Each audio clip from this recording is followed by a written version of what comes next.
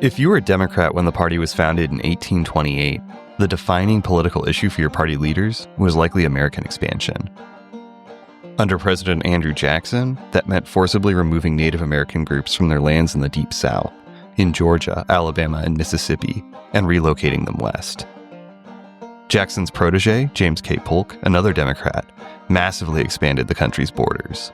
The Oregon Treaty in the 1840s secured U.S. control of the North Pacific, while the annexation of Texas and the Mexican-American War secured the rest of the West. In the 1850s, a new political party forms. A central issue, preventing the expansion of slavery into the new states joining the Union. The newly minted Republican Party grows largely in the Northeast and Midwest. In 1860, a Republican wins the presidency, Abraham Lincoln. Kentucky Senator John J. Crittenden, a Democrat for whom Crittenden County is named, attempts to enshrine slavery in the U.S. Constitution.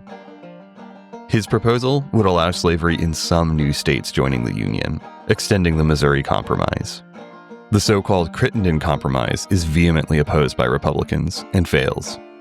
Fearing a challenge to the institution of slavery, 11 southern states secede from the Union.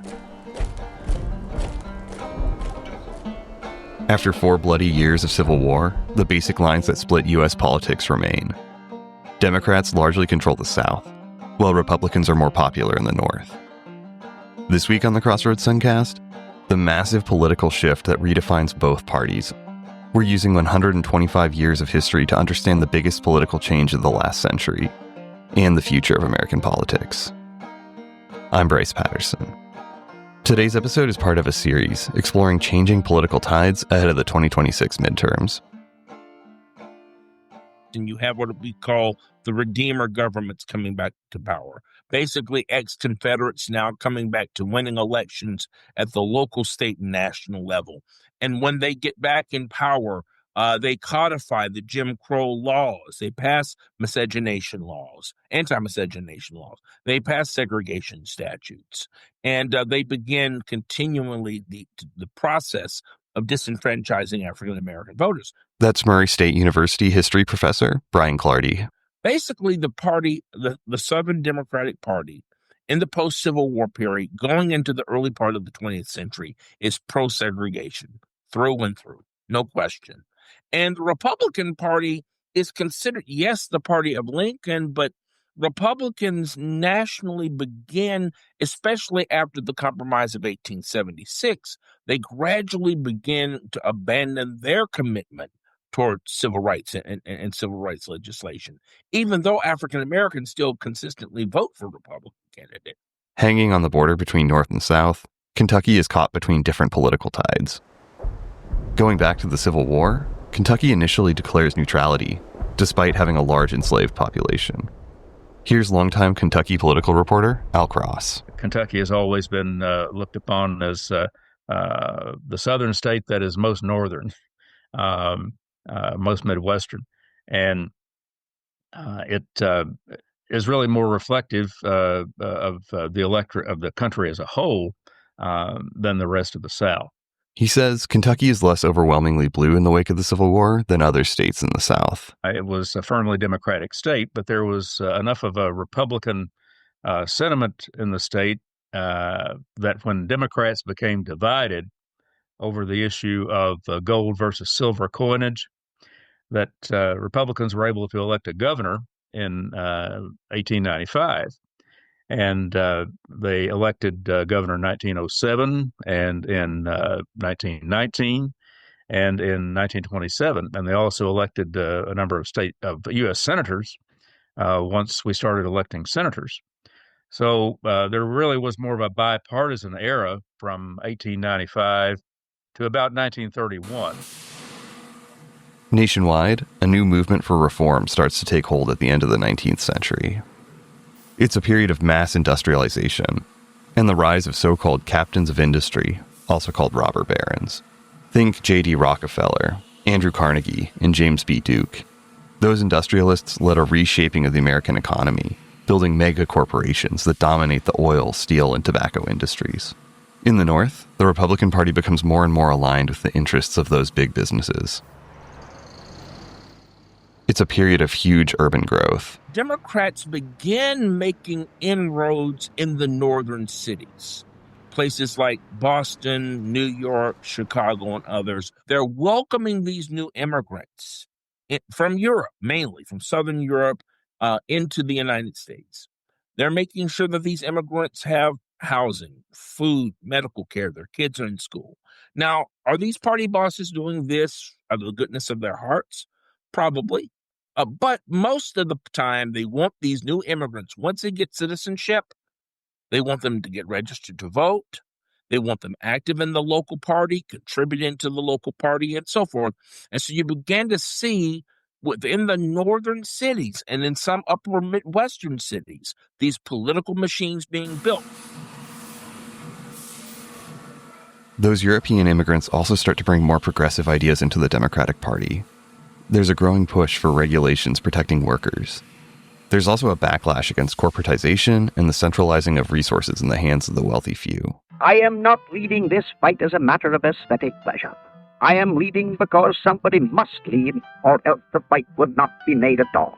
Teddy Roosevelt, famed trust buster, becomes president in 1901 after the assassination of William McKinley. His administration drives forward a range of progressive reforms, even though Roosevelt himself was a Republican. He's succeeded by William Howard Taft, a Republican who leans more conservative. Roosevelt decides the progressives need their own party and runs against both a Republican and a Democrat in 1912. He loses that bid to the lone Democratic president of the progressive era, Woodrow Wilson. The whole business of politics is to bring classes together upon a platform of accommodation and common interest. That administration also pushed some progressive reforms, but Wilson's election is celebrated by segregationists.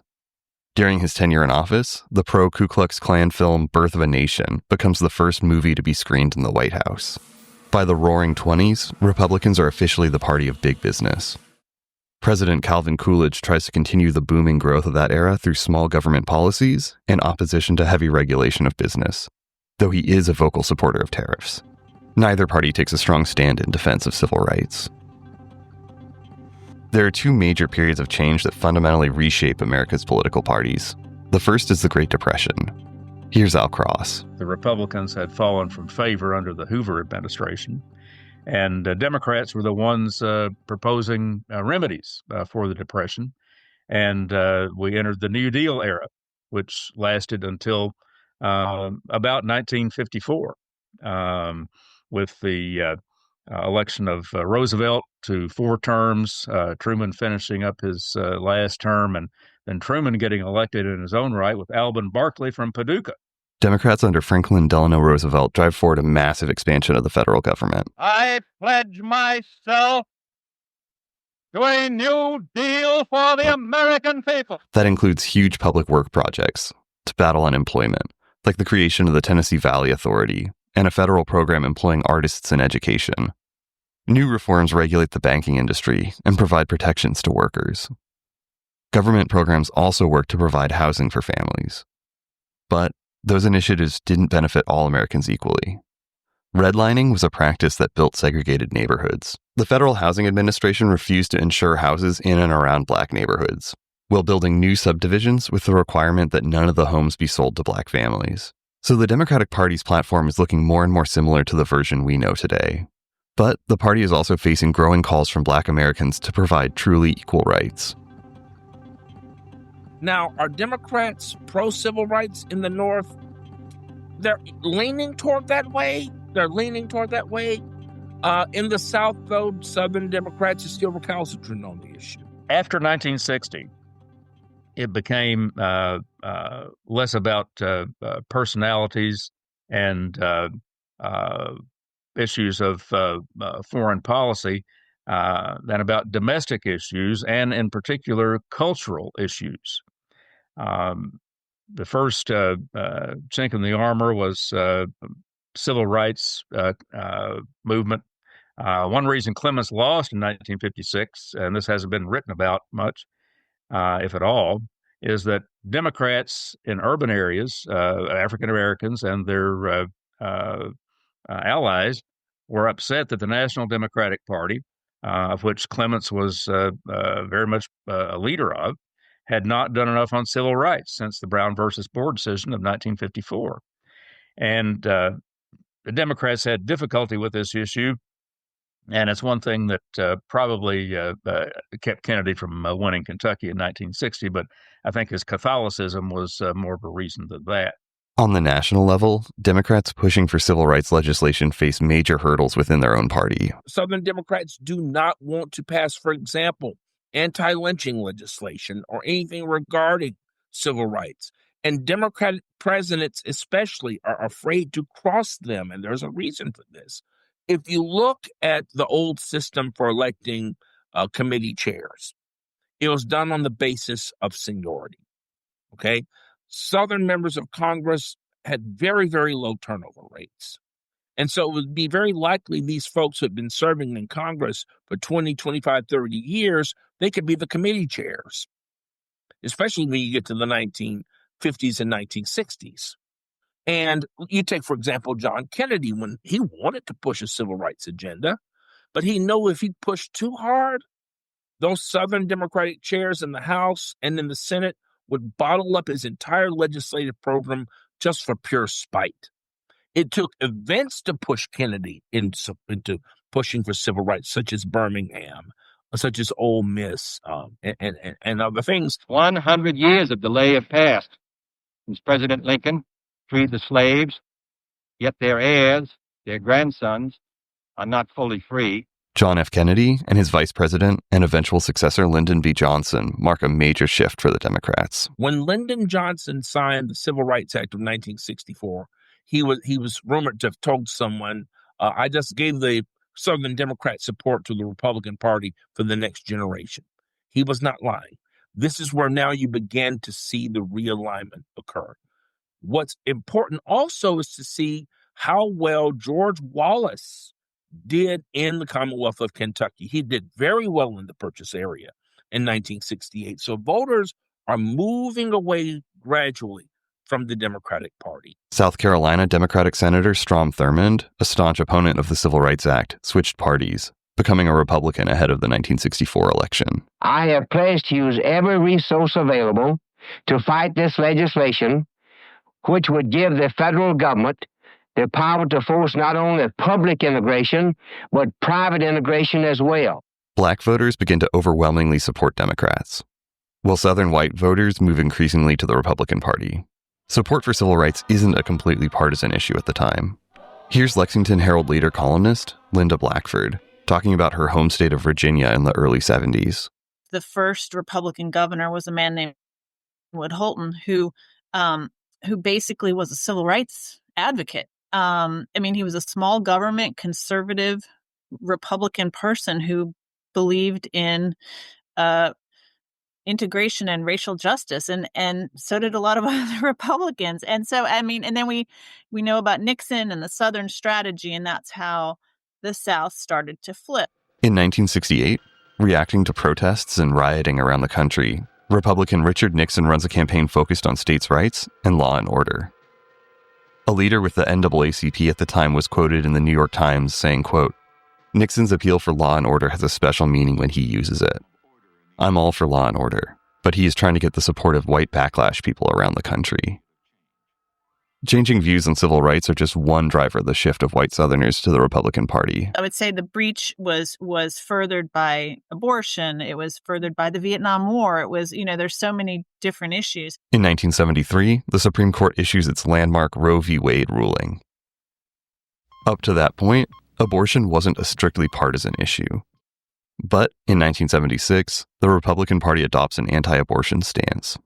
The parties also disagree on the best approach to fighting communism abroad, the role of regulation in the economy, and the size and role of government in American life. Kentucky again shows similarities and differences compared to the broader South. The 1960s and 70s are marked by a back and forth between Republicans and Democrats. Kentucky had 2 Democratic senators, and in 1976, it voted Democratic for president because a Southerner was running. Jimmy Carter was very culturally in tune with Kentucky. Kentucky in this era generally voted Republican for president unless a Southerner was on the ticket. In the 1980s, 2 key figures drive the Republican Party forward in the state and nationwide. Well, It's great to be back in Kentucky and back in the land of pioneer spirit and pride. A popular actor and former governor of California is sworn in as the 40th president of the United States in January 1981. Reagan was very appealing to conservative Democrats in Kentucky, and he carried the state by about 17,000 votes in 1980. And Democrats have failed to carry the state since, except when Bill Clinton ran. Ronald Reagan solidifies a model for the Republican Party that lasts for decades. Reagan, probably more so than McConnell, Reagan was a very charismatic figure.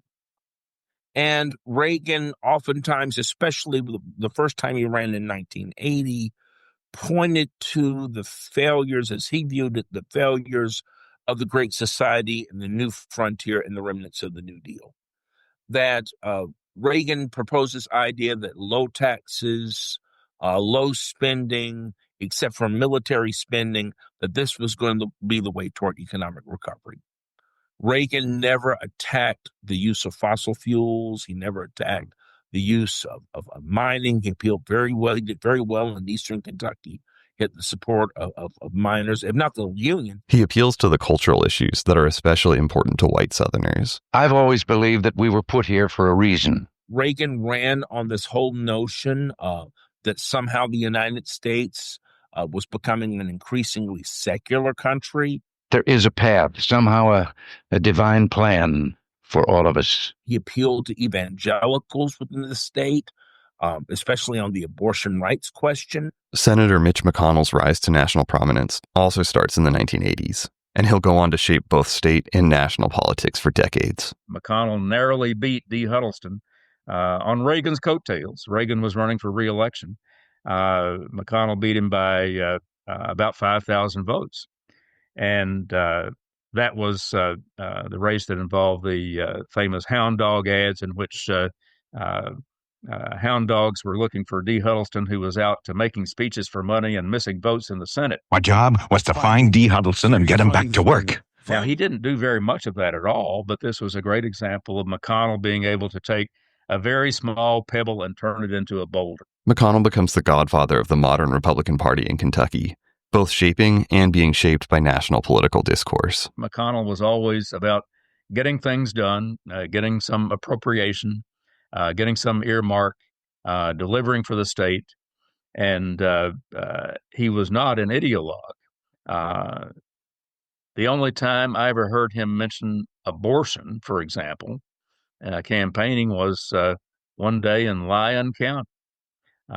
He knew that was a big issue in Lyon County, but it didn't come up in his other campaigns as long as I was following him. He was really a middle-of-the-road kind of Republican, really a Nelson Rockefeller kind of Republican in the 70s. But as the party embraced abortion and other social issues, opposition to abortion, he went with the party. He went with the flow.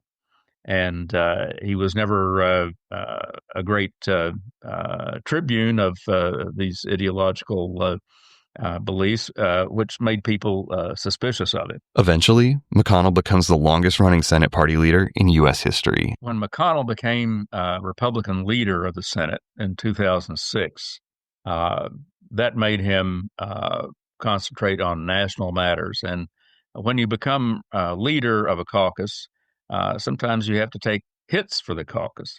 And, his most famous line of that era was, our main goal is to make Obama a one-term president, something he said immediately before the 2010 midterm elections.